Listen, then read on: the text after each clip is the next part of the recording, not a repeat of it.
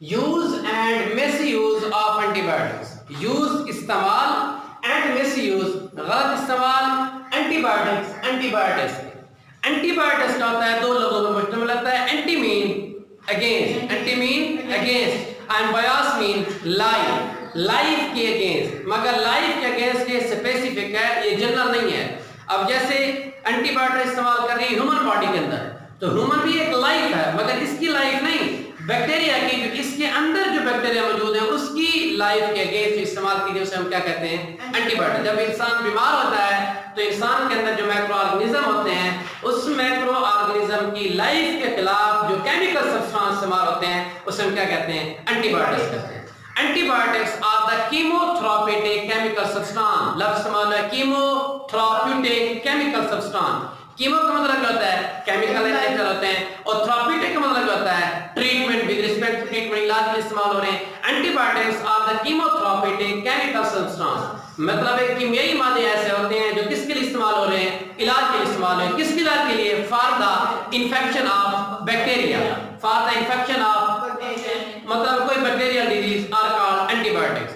Antibiotics are the chemotherapeutic chemical substance which is used for the infection against bacteria, which is used for the infection against bacteria। क्या हमने कहा? Antibiotics are the chemotherapeutic chemical substance which is used for the infection against bacteria। जो bacteria के खिलाफ इस्तेमाल होते हैं, infection जो बैक्टीरिया करते हैं उसके खिलाफ इस्तेमाल से हम क्या कहते हैं? एंटीबायोटिक्स कहते हैं। दो लफ्जों में मुश्तमिल होता है, anti mean against and BIOS mean life. मगर ये लफ्ज जनरल नहीं है, ये क्या है? स्पेसिफिक है। जो बैक्टीरिया के लिए स्पेसिफिक, हर बैक्टीरिया के लिए स्पेसिफिक एंटीबायोटिक होती है।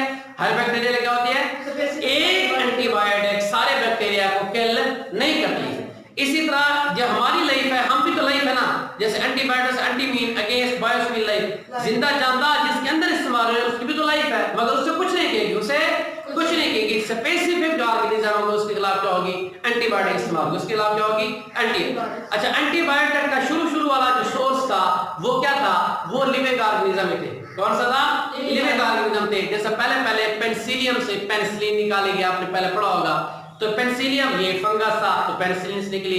इस तरह बैक्टीरिया से हम एंटीबायोटिक इस्तेमाल ले रहे हैं, एक्टिनोमाइसिस जैसे इस्तेमाल यानी कि ले रहे हैं हम, ये भी बैक्टीरिया से ले रहे हैं। और दूसरी भी एंटीबायोटिक मींस एंटीबायोटिक सबसे बड़ा सोर्स क्या है? वो ऑर्गेनिज्म है। वो क्या है? लिविंग ऑर्गेनिज्म ही। एंटीबायोटिक का सबसे बड़ा सोर्स क्या है?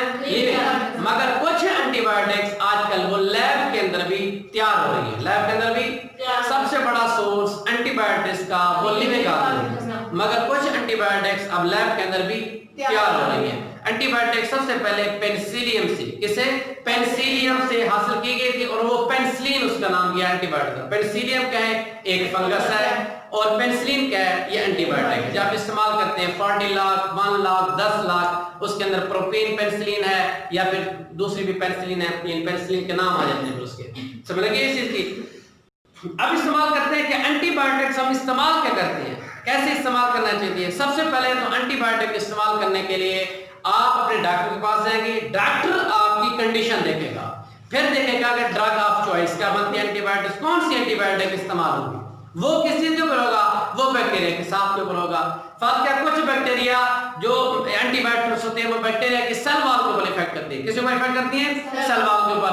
अब जैसे हम जानते हैं कि माइकोप्लाज्मा के अंदर सेल वॉल ही नहीं है। अगर आपको इन्फेक्शन माइकोप्लाज्मा से हुआ है, किस चीज को हुआ है, और आप एंटीबायोटिक्स वो ले रहे हैं जो किस चीज को इफेक्ट करती हैं? सेल वॉल के ऊपर, तो क्या कह रहा है? माइकोप्लाज्मा को नुकसान होगा? वो तो माइकोप्लाज्मा वैसे दंदनाता फिरेगा, ऐसे है ना। तो एंटीबायोटिक्स के लिए हम क्या करते हैं? अपने डॉक्टर को मशवरा करते हैं कि हमें जो इन्फेक्शन है उस इन्फेक्शन के खिलाफ क्या करने देंगे? एंटीबायोटिक। इस तरह कुछ एंटीबायोटिक्स एंजाइम के ऊपर इफेक्ट करती हैं, बैक्टीरिया के एंजाइम पर उसको स्टॉप करती हैं, और कुछ एंटीबायोटिक बैक्टीरिया के राइबोसोम के इफेक्ट करती हैं। ये एंटीबायोटिक्स क्या है? एक अलग ब्रांच है, एक बुक है, उसको छोड़ दे किसके ऊपर कौन इफेक्ट करती है। मीर हम क्या करेंगे? मशवरा करेंगे। अब एंटीबायोटिक्स के नुकसान क्या हो सकते हैं? नुकसान क्या होते हैं एंटीबायोटिक्स के? एंटीबायोटिक्स जैसे मैडम ने अभी कहा था कि हम एंटीबायोटिक्स बार ऐसी चीजों के ऊपर इस्तेमाल करते हैं जिसमें मौजूद ही नहीं होते बैक्टीरिया वाला, हम उसके अंदर इस्तेमाल करते हैं, तो उसके अंदर रेजिस्टेंस डेवलप हो जाती है। क्या हो जाती है? रेजिस्टेंस डेवलप होती है बॉडी के अंदर। हम बॉडी के अंदर बार बार इस्तेमाल हो रहे हैं। एक और दूसरी रेजिस्टेंस डेवलप ये होती है कि जब हम एंटीबायोटिक हमने इस्तेमाल किए, फिर हमने 2 दिन का अंदर वक्फा दे दिया, फिर हमने तीसरे दिन इस्तेमाल की, फिर हमने वक्फा दे दिया। इस तरह जो बैक्टीरिया होता है, जब हमने एक मरतबा एंटीबायोटिक इस्तेमाल की और दोबारा इस्तेमाल नहीं की, तो बैक्टीरिया अपने अंदर ऐसी तब्दीलियां ले आएगा कि वो उस एंटीबायोटिक से अब मरेगा नहीं। क्या हो जाएगा? मरेगा, क्योंकि वो कमजोर हुआ था। वो क्या हुआ था? कमजोर। जैसे अब कोई सलाब आ जाए, क्या आ जाए? सलाब आ जाए, तो यहाँ के रहने वाले जो लोग होंगे वो सलाब के मुताल्लिक क्या करेंगे कि हमने सलाब से बचना कैसे है, हमने क्या करना है सलाब से। जैसे हम लोग दरियाओं के ऊपर बड़ी बड़ी क्या लेंगे, बंद बांध देंगे, दरिया इधर सैलाब ना आ सके। तो इस तरह जब हम एक मरतबा बैक्टीरिया के खिलाफ एंटीबायोटिक इस्तेमाल करते हैं, फिर 2 दिन का वक्फा दे देते हैं, तो बैक्टीरिया उस एंटीबायोटिक के खिलाफ अपने आप को तैयार कर लेता है कि अगर ये एंटीबायोटिक, अगर ये चीज दोबारा आई तो मैं इसे क्या करूंगा? बच जाऊंगा। आपने क्या करना है? आपने जो एंटीबायोटिक देनी है वो आपने मुसलसल देनी है, डोज वाइज देनी है, जैसे वो रिकमेंड करते हैं। इस तरह ना बैक्टीरिया को टाइम मिलेगा और ना अपनी तैयारी कर सकेगा और इजीली क्या हो जाएगा? किल हो जाएगा। समझ लगी है?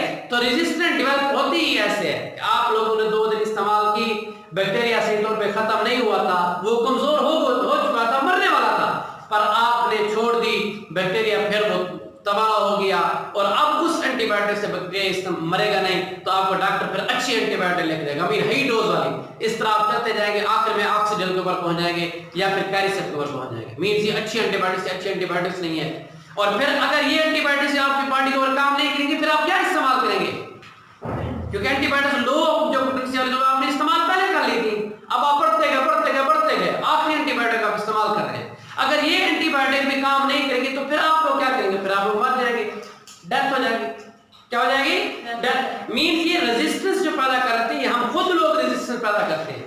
जैसा कि कुछ देहाती लोग होते हैं, वो कहते हैं कि 10-7 दिन एंटीबायोटिक इस्तेमाल करनी है, 4-5 दिन बैक्टीरिया की अक्सर पॉपुलेशन खत्म हो गई, कुछ मर रहे थे, कुछ कमजोर हो गए थे, बंदा ठीक हो गया, उसने कहा मैं तो ठीक हूं। हालांकि जब सेहतयाब हो जाए उसके बाद भी 2 दिन तक एंटीबायोटिक इस्तेमाल करो, उसके बाद भी 2 दिन तक एंटीबायोटिक इस्तेमाल, ताकि बैक्टीरिया आपकी बॉडी से मुकम्मल क्या हो जाए? खत्म हो जाए। समझ लगी है? तो रेजिस्टेंस का हम इस तरह क्या कर सकते हैं, यानी कि रोक सकते हैं रेजिस्टेंस को। ये बड़ा प्रॉब्लम आ रहा है रेजिस्टेंस का। उसके बाद ह्यूमन मेटाबॉलिज्म, एंटीबायोटिक ह्यूमन के मेटाबॉलिज्म के साथ भी क्या करती है? रिएक्ट करती है। अगर ह्यूमन मेटाबॉलिज्म के साथ, मेटाबॉलिज्म क्या होता है कि जिसके अंदर कुछ चीजें टूट रही होती हैं, कुछ बढ़ रही होती हैं, जो कीमी प्रोसेस होते हैं ह्यूमन के, अगर उसके साथ रिएक्ट करते हैं तो केमिकल प्रोसेस में जब रिएक्ट होंगे तो डेथ ही होगी। तो क्या हो जाएगी? इंसान की डेथ हो जाएगी। तो जब ह्यूमन मेटाबॉलिज्म के साथ एंटीबायोटिक रिएक्ट करेंगी तो क्या करेंगी? डेथ हो जाएगी।